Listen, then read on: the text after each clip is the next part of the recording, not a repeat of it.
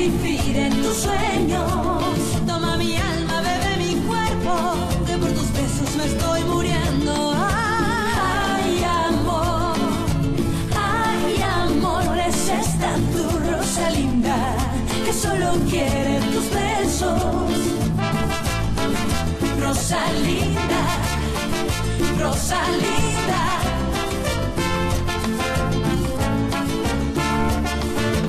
Rosalinda, ay amor. Ang karamihan sa mga lalaki hindi marunong makontento sa kung anong meron sila sa buhay nila. Isa na rin si Fernando Jose Altamirano. Magkakaproblema ka kay Valeria Altamirano. Bakit naman? Dahil ayaw niyang matuluyang kasalin yung dalawa ni Fernando Jose. Pues, problema niya na yon. At ayaw niya sa'yo dahil pamangkin ka ni Soledad Romero. Pwede mo bang sabihin sa akin ang dahilan kung bakit nagawa mong i-anunsyo ang kasal natin sa telebisyon? Sa tingin ko walang mali ron. Dapat kinonsulta mo muna ako. Di ba pareho natin gustong magpakasal tayo? Ayokong gawing publiko ang lahat. Gusto kong malaman mo na suportado kita kung sakaling tanggapin mo si Fernando Jose. Meron akong suspetsya pero gusto kong makasiguro kung tama. Si Paloma ba ay si Rosalinda Perez? Anong ginagawa ng babaeng yun dito? Kilala ba siya ni Alex nang hindi ko alam? Hindi. Magsasabi sa akin si Alex. Imposibleng ililihim niya. Anong ipinunta niya rito? At bakit? May posibilidad bang maalala ni Rosalinda ang kanyang buong pagkatao? Malabong mangyari. Nagawa niya na makita ang asawa niya, anak niya, ikaw at ang mama ng asawa niya pero wala siyang naalala. Duda ako maalala pa niya. Ibig sabihin wala pang banta sa ngayon. Pero paano kung may makaalam ng katotohanan? Tayo lang ang nakakaalam nito. At hindi ako magsasalita. Mas lalo na ako. Kung ganon, kailangan ko nang umalis. Good luck, Alex. Good luck din. Ihatid na kita.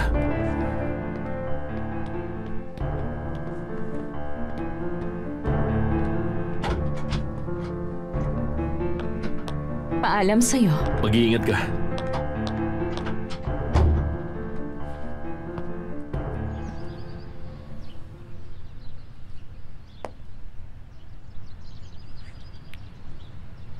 Umalis na siya, Paloma.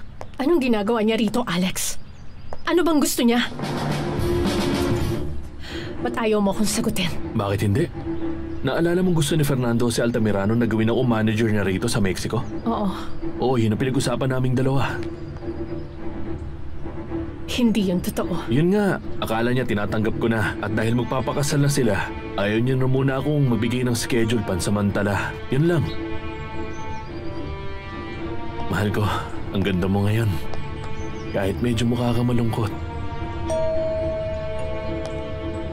Nandiyan na si Teacher Ramos, kaya maghanda ka na.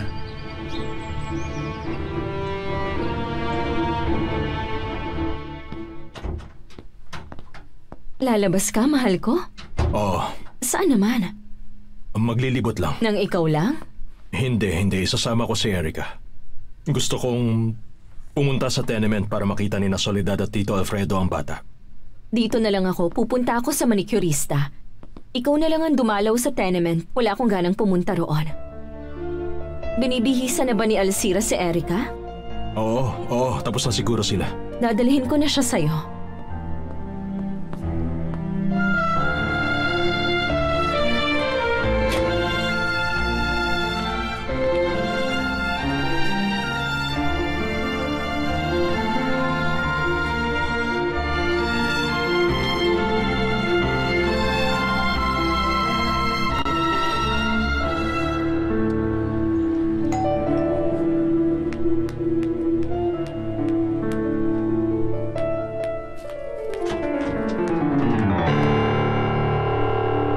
Ikaw yung pianista? Anong ginagawa mo rito? Si Sir ang nagdala sa akin dito para kay Paloma. Pero hindi ko alam na abogado ka na at pianista ka rin pala.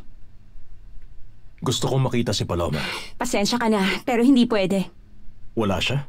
Nandito na, kadarating lang kanina galing sa singing lesson pero ayaw kanya makita at bili niya sa akin wag na wag daw kitang papapasukin. Napakagandang bata naman ito. Ang cute, sobra. Anak mo siya? Oo. Pakiusap sabihin mo kay Paloma na gusto ko siyang makita. Hindi ba sinabi ko na sa'yo na... Sabihin mo, nadala ko yung bata.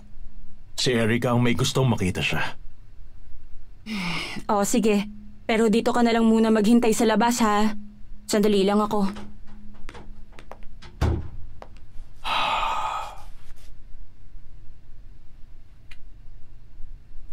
Ayoko siyang makita. Sinabi ko na nga pero gusto ko pa rin daw niya makita. Pinapasok mo ba siya, Clarita? Hindi. Nakonsensya nga ako dahil naghihintay siya sa labas ng pinto. Silang dalawa ng baby niya. Yung baby? Yung anak niya? Oo, at pinapasabi niya na yung baby niya talaga ang gustong makita ka. Sobrang ganda talaga ng baby niya, di ba?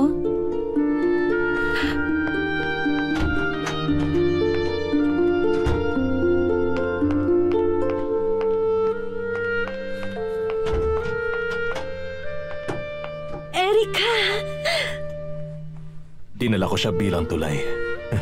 Ay, halika. Halika, Erika. Sumama ka sa akin.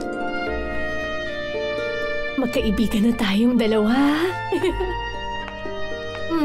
Kumusta ka na, mahal ko? Ito ang bahay ko, mahal ko. Nagustuhan mo ba? Talaga? Nagustuhan mo? Tingnan mo yung mga rosas. Ang ganda nila, hindi ba? Ay, nagustuhan mo nga. Opo. Si Senyora Valeria nagpunta sa bahay ni Paloma para daw bisitahin siya. Pero bakit? Sinabi ko na, Fedra, ayaw niya sa'yo. Si Paloma ang gusto niya. At ano naman ang nangyari sa pagbisita niya? Ewan ko, hindi ko rin alam. Pwede mo bang alamin yon? Mukhang mahihirapan akong gawin yan, pero sa tingin ko, mas magagawa mo yan. Subukan mong pumunta sa bahay ni Paloma. Tsak na nandun si Fernando Jose kasama ang bata. Si Senyora ang nagpapunta sa kanila ron. Kachik. Oh, tingnan mo naman. Sobrang ganda. Napakagandang bata, Erika. Baka gusto rin niya maging artista tulad mo. Mukhang magiging magaling siya. Hindi ko inakalang magiging singer ako. Ito na. Ano bang gusto mong gawin? Hindi ko maalala kung ano. Gusto mo bang kumain ng cake, Erika? Huwag mo na lang siyang bigyan. Hindi siya sanay kumain sa pagitan ng oras ng pagkain. Oh, ang cute-cute mo naman. Alam mo bang kamukha ka niya? Hindi. Ang mama niya. Eh di kamukha niya ako. Dati parati mong sinasabing kamukha ko ang asawa mo. Oo. Ikaw ang kamukha ni Erika. Oh, baby ko, ang ganda-ganda mo talaga. Napakagandang bata.